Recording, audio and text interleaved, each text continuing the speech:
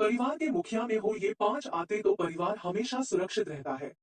आचार्य चाणक्य को भारत के महान विद्वानों और ज्ञानियों में से एक माना गया है। इनकी नीतियां आज पूरे विश्व में विख्यात है। चाणक्य ने अपनी नीतियों के द्वारा मनुष्य को सही मार्ग दिखाने का काम किया है। आचार्य चाणक्य ने अपने जीवन के अनुभवों को नीतिशास्त्र ग्रंथ में पिरोया है, जिसे आज चाणक्य नीति के नाम से जाना जाता है। चाणक्य की इन नीतियों का अनुसरण जो भी व्यक्ति करता है, उसका जीवन सरल और सहज हो जाता है। चाणक्य नीति अनुसार परिवार को एक डोर से बांधने का काम घर का मुखिया करता है। इसलिए घर के मुखिया की परिवार में अहम भूमिका होती है। घर के मुखिया के पद को विशेष बताया गया है, क्योंकि मुखिया का एक फैसला पूरे परिवार का भविष्य बना सकता है और बिगाड़ सकता है। चाणक्य नीति अनुसार मुखिया में अगर कुछ आते हो तो उसका पूरा परिवार सुखी जीवन जी सकता है और परिवार का कोई बाल भी बाका नहीं कर सकता है।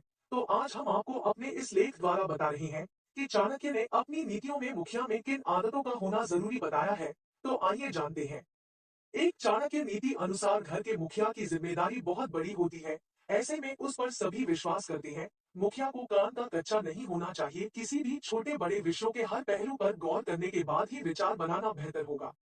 घर के मुखिया को अपने विवेक और समझदारी से काम करना चाहिए, तो उसके परिवार का कोई बाल भी बाका नहीं कर सकता है। घर के मुखिया को धन का व्यवस्थित तरीके से प्रयोग करना चाहिए। बेवजह खर्चों पर लगाम लगाकर रखना बेहतर होगा।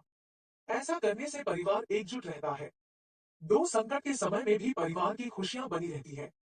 चाणक्य कहते हैं कि घर का मुखिया पंक्ति में खड़े पहले व्यक्ति तरह होता है। जो जैसा खड़ा होता है कतार में, बाकी लोग भी वैसे ही खड़े रहते हैं। यानी कि मुखिया को हमेशा ही अच्छे काम करने की भावना और सोच समझकर लिए निर्णय पर डटे रहने की आदत रखनी चाहिए। ये आदतें पूरे परिवार का भविष्य सुधार देती है। परिवार के सभी सदस्यों पर अनुशासन बनाए रखने के लिए मुखिया को अपने फैसलों पर अड़िग रहना चाहिए, तभी वह परिवार में सुख शांति दोनों को कायम रख सकता है। 3 आचार्य चाणक्य के अनुसार घर के मुखिया को पैसे की बचत करनी चाहिए।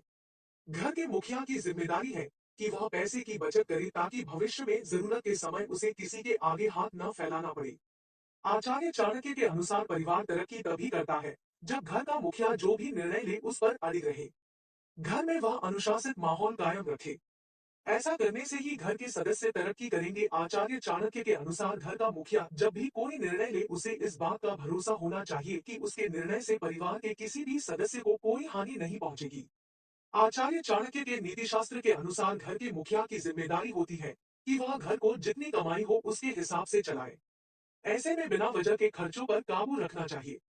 यदि घर का मुखिया ऐसा नहीं करता है तो उसे आर्थिक संकट झेलना पड़ सकता है। घर के मुखिया का समझदार होना जरूरी होता है, तभी परिवार के लोग खुश रह पाते हैं। अगर मुखिया अच्छा होता है तो परिवार में कोई भी मुसीबत आती है, उससे उनके परिवार पर कोई आंच नहीं पाती है। घर में जो भी धन आए उसे घर के मुखिया के हाथ में देना चाहिए। अगर घर का मुखिया बचत के लिए जागरूक होता है तो सारा पैसा व्यवस्थित रूप में रहता है, जिससे जरूरत पड़ने पर उस पैसे का एक हिस्सा भी लिया जा सकता है। कहते हैं कि जो धन घर के मुखिया के हाथ में दिया जाता है वह धन संचय के काम आता है। अगर परिवार का मुखिया ही खर्चीला होगा तो बाकी सदस्य भी अधिक खर्चा किया करेंगे। इसलिए मुखिया को कम खर्च करना चाहिए।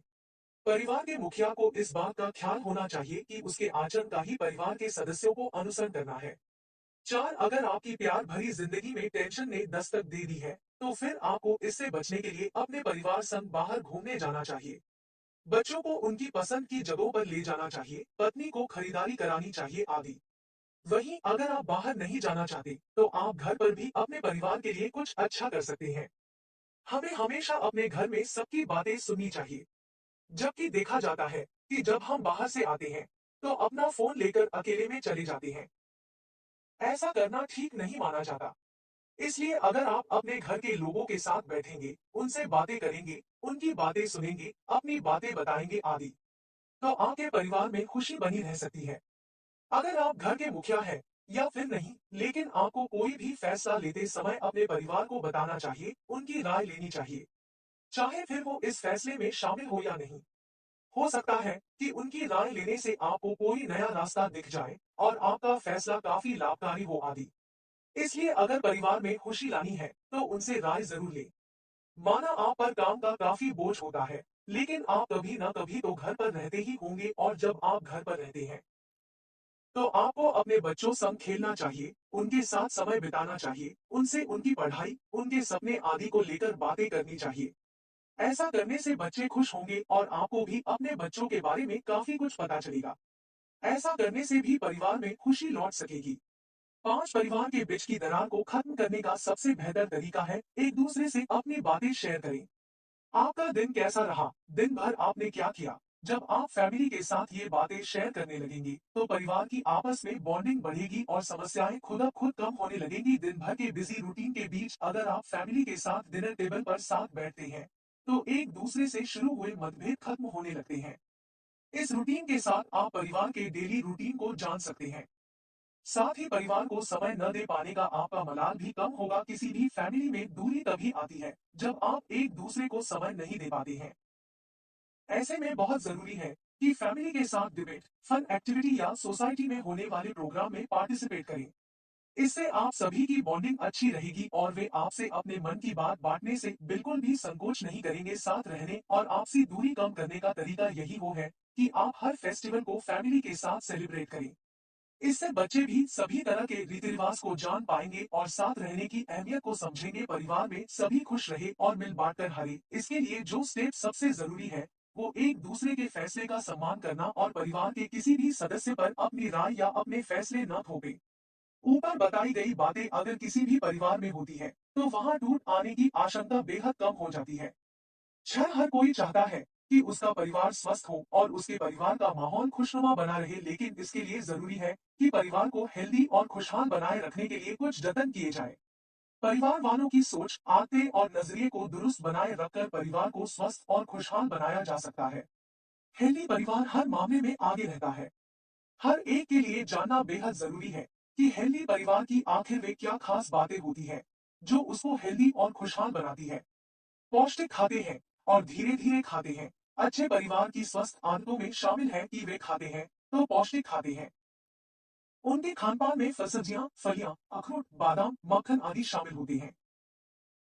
स्वस्थ परिवार की आदतों में शुमार है कि वे खाना तसल्ली से करते हैं। खाने के दौरान जल्दीबाजी नहीं करते। सुकून से बैठकर खाना और खाने को चबा चबा कर खाना उनकी आदत होती है। बुजुर्गों का रखते हैं ख्याल। स्वस्थ और खुशनुमा परिवार की आदत होती है कि वे अपने घर के बुजुर्गों का पूरा ख्याल रखते हैं। बुजुर्गों के प्रति वे अपना पूरा सम्मान व्यक्त करते हैं और उनसे जुड़ाव बनाए रखते हैं। दूर ही रखते हैं मोबाइल। हेल्दी और खुशनुमा परिवार वालों की आदतें होती है कि जब वे घर पर एक दूसरे के साथ होते हैं, तो मोबाइल लैपटॉप के चिपके नहीं रहते बल्कि एक दूसरे से जुड़ाव बनाए रखते हैं। कामयाबी का मनाते हैं जश्न। खुशनुमा परिवार के सदस्यों की आदत होती है कि वे परिवार के हर एक सदस्य की कामयाबी का जश्न मनाते हैं। चाहे किसी का बेहतर रिजल्ट आया हो या फिर किसी को प्रमोशन मिला हो, खाना हमेशा साथ खाते हैं। अच्छे परिवार की अच्छी आदतों में शुमार है कि वे सब लोग रात का खाना मिलकर खाते हैं। खाने के बहाने साथ मिलते हैं और परिवार से जुड़े मसलों को चर्चा कर समाधान करते हैं। संस्कारों को अहमियत देते हैं। स्वस्थ परिवार में संस्कारों को तरजीह दी जाती है। छोटे बड़े का सम्मान, एक दूसरे का ख्याल और मदद का भाव होता है। वे अपने अपने लोगों के लिए किए अच्छे कामों को साझा भी करते हैं। खुशनुमा माहौल बना रहता है। स्वस्थ परिवार की आदतों में शामिल है कि वे घर में हंसी खुशी का माहौल बनाए रखते हैं। छोटी छोटी बातों में खुशी तलाशते हैं। हंसी की ये आदत उन्हें स्वस्थ बनाए रखती है। साथ साथ खेलते हैं। स्वस्थ और खुशनुमा परिवार की यह खूबी होती है कि वे घर पर साथ मिलकर खेलते भी हैं। यह साथ खेलना उनके जुड़ाव को ही मजबूत नहीं बनाता बल्कि उन्हें स्वस्थ भी रखता है। आर्थिक फैसले साथ में लेते हैं। परिवार की अच्छी आदतों में शामिल है कि परिवार के सदस्य पैसों के मामले में खुलकर चर्चा करते हैं। घर से जुड़े फैसले सर्वसम्मति से करते हैं। उनके बीच पैसा विवाद का कारण नहीं बनता। परेशानी में साथ खड़े रहते हैं। स्वस्थ और खुशहाल परिवार की आदतों में यह भी शामिल है कि वे घर में किसी भी सदस्य के कोई परेशानी या तनाव होने पर उसका साथ देते हैं और मिलकर उसकी परेशानी का समाधान करते हैं। प्रिय दोस्तों, आज के वीडियो में बस इतना ही। हमारे द्वारा दी गई शास्त्रों अनुसार जानकारी आपको अच्छी लगी हो तो वीडियो को लाइक, शेयर एंड सब्सक्राइब और कमेंट बॉक्स में जय श्री राम अवश्य लिखें। धन्यवाद।